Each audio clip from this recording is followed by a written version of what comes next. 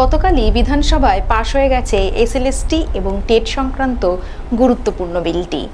এবার আর নোটিফিকেশনের আশায় বসে না থেকে আমাদের সেলফ স্টাডি কিন্তু শুরু করে দেওয়ার টাইম চলে এসছে। তো এই সেলফ স্টাডি শুরু করার পূর্বে যে প্ল্যানগুলো করতে হবে সেটা নিয়েই আজকের video. Hello students, welcome to BSCCI. আজকের এই ভিডিওতে আমি বলবো এসএলএসটির প্রিপারেশনের জন্য একেবারে প্রি প্ল্যান, অর্থাৎ আমার মেন প্রিপারেশনের আগে কি কি জিনিস আমাকে গুছিয়ে নিতে হবে এবং কি কি ভাবে পুরো বিষয়টাকে সাজিয়ে নিতে হবে সেইটা দেখাতে যাচ্ছি।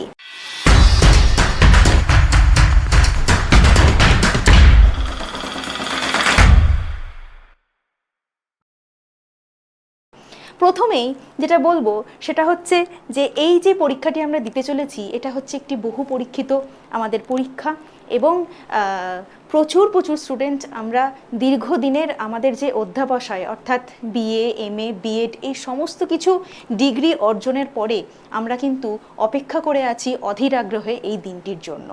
তাই আমাদের সেই সমস্ত যাত্রাপথে পড়াশোনার ক্ষেত্রে যেমনভাবে আমরা পড়াশোনা করেছি এবং যে বই পড়েছি সেগুলোকে কিন্তু সাথে নিয়ে এগোতে হবে। প্রথমেই যেটা বলবো যে আপনার যে সাবজেক্টেই আপনি এসএলএসটি দিচ্ছেন সবার প্রথমে আপনার কাজ হবে যে সেই সাবজেক্টের অফিসিয়াল যেটা সিলেবাস সেটা কিন্তু ওয়েবসাইট থেকে আপনাকে ডাউনলোড করে নিতে হবে।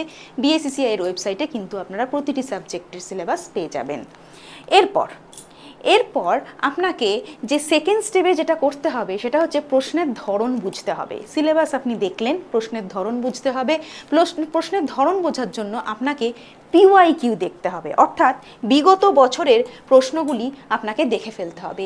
এক্ষেত্রে আপনার হাতে খুব বেশি একটা অপশান থাকবে না, কিন্তু যে কটা বছরের প্রশ্নই আপনার হাতে আছে সেখান থেকে আপনি পিওয়াইকিউ প্রতিটি অধ্যায়ে বেসিসে আলাদা আলাদা করে কিন্তু দেখবেন এবং বোঝার চেষ্টা করবেন যে কতটা গভীরে গিয়ে পড়তে হবে।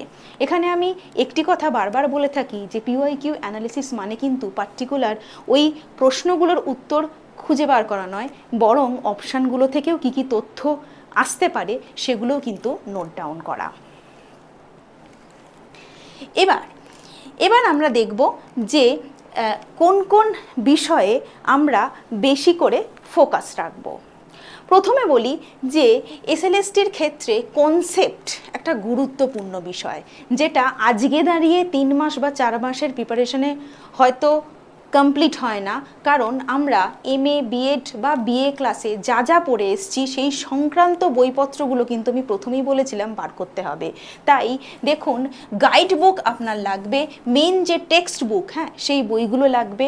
এবার যেহেতু এমসিকিউ প্যাটার্নের কোশ্চেন, সেই কারণে খুঁটিয়ে পড়া কিন্তু খুব দরকার।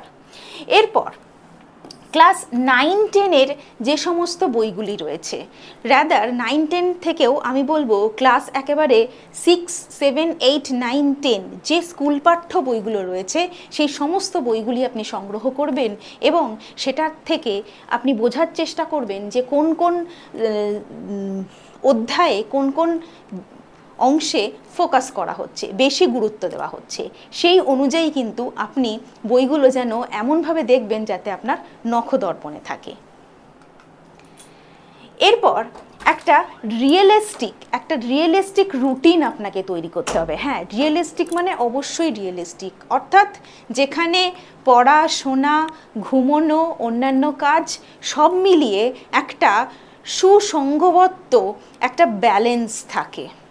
আমি যেভাবে রুটিন করব এবং যে লক্ষ্যমাত্রা স্থির করব সেটা যেন আমি end of the day complete করতে পারি।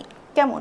তো সেক্ষেত্রে আপনি দেখবেন যে মেন যে সাবজেক্ট, যে সাবজেক্টের আপনার ডিপ ফোকাস করতে হচ্ছে যে বিষয়গুলোতে, সেগুলোকে আপনি আলাদা করে রাখবেন এবং ক্রোনোলজিক্যালি পড়ার চেষ্টা করবেন। কেমন?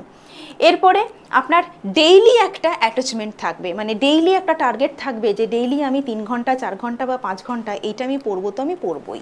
এইভাবে কিন্তু রুটিনটা সেট করতে হবে। এবার চলে আসি গুরুত্বপূর্ণ যে সমস্ত বিষয়গুলো নানা বই থেকে আমরা পড়ছি, সবই কিন্তু একসাথে মনে রাখা সম্ভব নয়, যে কারণে আমি নিজের মতো করে কিছু নোট তৈরি করব, শর্ট নোট তৈরি করব।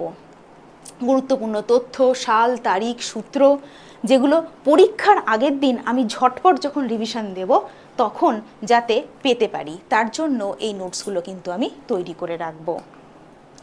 এরপর চলে আসি খুব আরও গুরুত্বপূর্ণ একটা বিষয়, সেটা হচ্ছে dedicate 1 day for weekly revision. আমি যাই পড়ছি সেটা যেন সপ্তাহে 1 দিন রিভিশনের জন্য রাখা থাকে। 6 দিন যদি আমি পড়ি, 7 দিনের দিনে গিয়ে আমি এই 6 দিনের পড়াটা যাতে রিভিশন করতে পারি সেই মতো করে রুটিনটা তৈরি করতে হবে। আর ফিনিশ আ সিলেবাস সেকশন, সিলেবাসটা যাতে সময়ের মধ্যে খুব ভালোভাবে কভার হয় সেই মতো করে কিন্তু আমি সেকশনটা স্থির করব। আর দেব কি মক টেস্ট। কোনো গুরুত্বই থাকে না এত পড়ার যদি না আমি নিয়মিত মক টেস্ট দিই। নিয়মিত মক টেস্ট, প্রতিটি অধ্যায় ধরে ধরে মক টেস্ট দেওয়ার কিন্তু চর্চাটা এই রুটিনের মধ্যে অবশ্যই ইনক্লুড করতে হবে। এবং সবচেয়ে শেষ যে বিষয়টা বলবো সেটা হচ্ছে কি না, ডেইলি মাইক্রো এফার্ট, রোজ দিন একটু একটু করে এগোনো, তবে গিয়ে আমি সেই এসএলএসটির সিলেকশন পর্ব অর্থাৎ কি না আমি সাকসেসের মুখ দেখতে পারবো যদি আমার রোজ দিন কন্টিনিউয়াসভাবে পড়াশোনার মধ্যে থাকি। সবশেষে এটাই বলবো যে এসএলএসটি হচ্ছে আমাদের প্রত্যেকের নিজের সাবজেক্ট, যে সাবজেক্টকে আমরা ভীষণ ভালোবেসে যত্ন করে দীর্ঘদিন ধরে লালন পালন করেছি। তাই প্রত্যেকেরই এই নিজের বিষয়ের ওপর একটা আলাদা দখল থাকে এবং সেই দখল যেটা আমাদের আছে সেটাকে আরও বেশি তীক্ষ্ণ এবং মজবুত করার জন্য টেক্সট বইয়ের কিন্তু কোনো বিকল্প নেই এবং সময় ধরে রুটিন মাফিক পড়া, এইভাবে যদি পড়া যায় তাহলে কিন্তু আমরা প্রত্যেকেই সাফল্যের মুখ দেখব, এটা আমরা আশা রাখি। তোমাদের এই সাফল্যের জার্নিতে বা প্রিপারেশনের সাথে অবশ্যই আমরা বিএসসিসিআই রয়েছি। বিএসসিসিআইতে বাংলা, ইতিহাস, ইংলিশের পাশাপাশি আরও বিভিন্ন বিষয়ের এসএলএসটির ক্লাস খুব শীঘ্রই শুরু হচ্ছে।